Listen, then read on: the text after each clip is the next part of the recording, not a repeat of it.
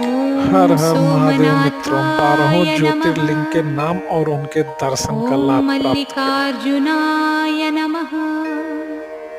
ॐ महाकालेश्वराय नमः। ॐ ओंकारेश्वराय नमः। ॐ वैद्यनाथाय नमः। ॐ भीमशङ्कराय नमः। ॐ रामेश्वराय नमः। ॐ नागेश्वराय नमः।